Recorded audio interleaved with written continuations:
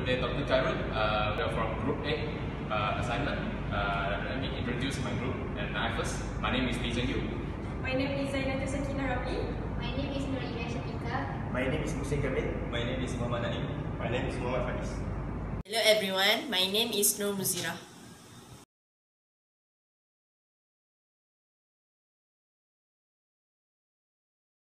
Very good day. My name is Lee Zheng Yu and I'm from Group A. Today my group and I are going to present about case study about partners. So the case study that we're going to talk about is about turbine blade inside a turbine blade of 4140 steel.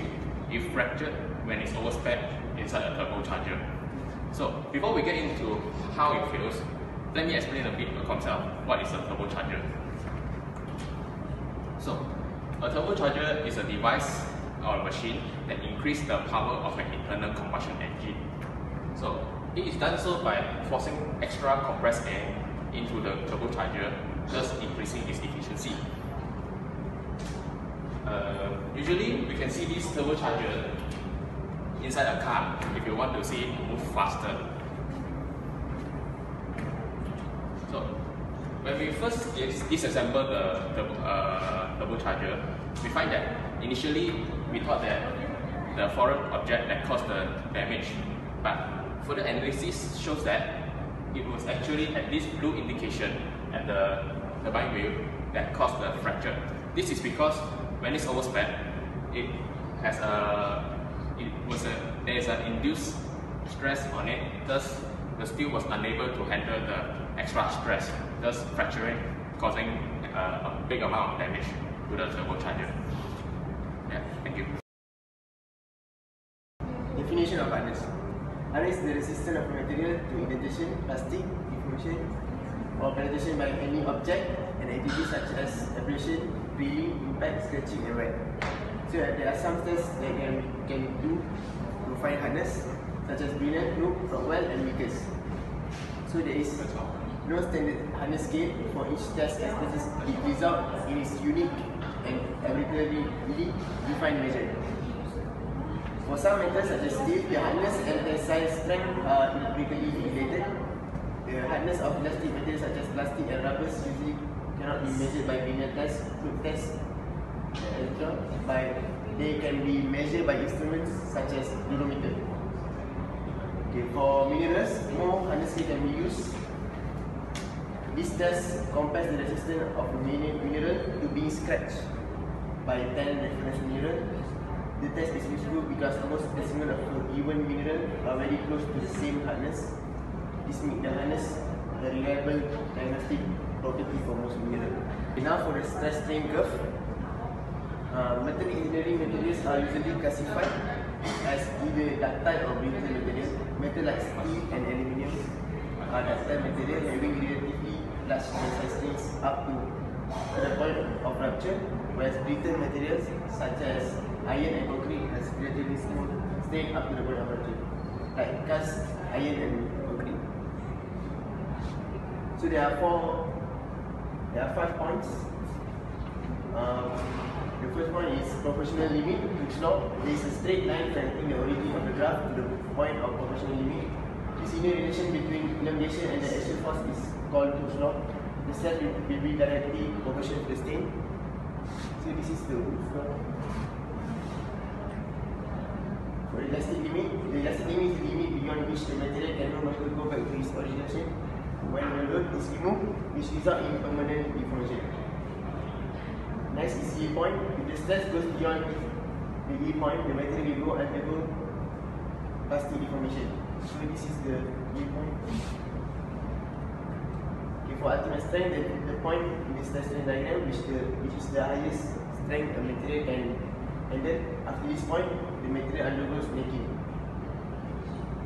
And last point is fracture, the point where the material fails through fracturing. Okay, next is the reason why we performing harness test. It is because easy, rapid, and reliable, and it is also inexpensive and simple. This test is non-destructive, and this test also estimates other mechanical properties. This test common use in industry and research. It also evaluates of hot or cool, working and heat treatment. Next is the importance of hardness test. This hardness test natural material with a skill constructed solely on the ability of one material to scratch another that was softer. Next is measure of materials resistant to locate plastic deformation. Lastly, this test is precise and exactness of hardness. Tests require following strict hardness protocol and adherence to standard. That's all from me. Now I would like to explain more about the perlite and bainite structure.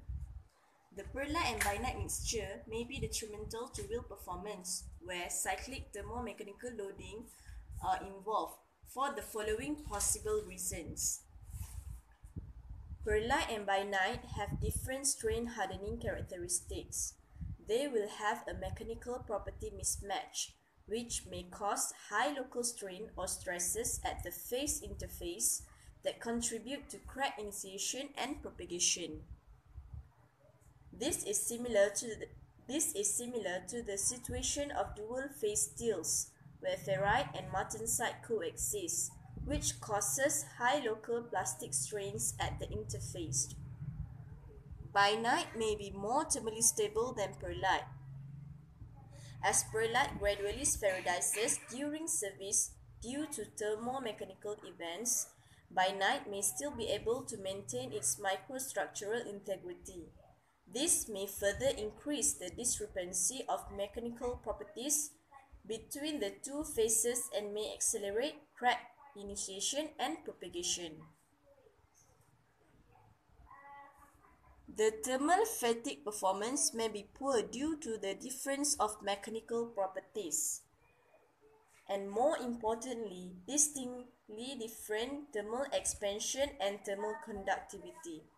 Last but not least, if some proportion of upper bainite is present, the large carbide particles sitting between internal boundaries of bainite could result poor wear and rolling contact fatigue, RCF performance. As you can see, this is the ferrite plus perlite structure, whereas this is martensite structure plus with bainite structure. This figure shows the upper bainite, which is a feather-like structure, and this figure shows the lower bainite, which is a darker black needles. That's all from me. Thank you. Okay, I'm going to talk about Vickers harness test. It is also referred to as a micro harness test. This is because it is used on small parts, thin sections, or case depot. It usually uses very light loads, and it can be used on most materials like metals, ceramics, or composites. And however, if the specimen is in bulk and big, sectioning is needed, and this section part must be polished thoroughly so that the indentation can be seen. The specimen is also mounted in a plastic medium. This is to facilitate the preparation and testing. This method is based on an optical measurement system. The micro harness test procedure ASTME-384 specifies the range of light loads using a diamond indenter to make an indentation which is measured and converted to a hardness value. Indent the test material with a diamond indenter in the form of a right pyramid with a square base and an angle of 136 degrees between opposite faces as shown in the following diagram. This is the 136 degrees between the opposite faces, and this is the diamond indenter with square base. This is the D1 and D2 for the calculation purposes. This is the formula used for Vickers hardness, which we can use either this one or this one. The F is for the load in kg, and D is the arithmetic mean of the two diagonals, D1 and D2 in mm. HV is of course Vickers hardness. The full load is normally applied for 10 to 15 seconds. The two diagonals of the indentation left in the surface of the material after removal of the load are measured using a microscope, and their average is calculated. The area of the sloping surface of the indentation is calculated. The viscous hardness is the quotient obtained by dividing the kgf load by the square area of the indentation. That is all. Thank you. So the Rockwell hardness test is easier to perform and the most accurate than other type of hardness test method. The Rockwell hardness test method measures the prominent depth of indentation from the force of a diamond or indenter. The total test force is applied in two stages. This allows the impact of specimen surface roughness and measuring errors caused by backlash in indentation.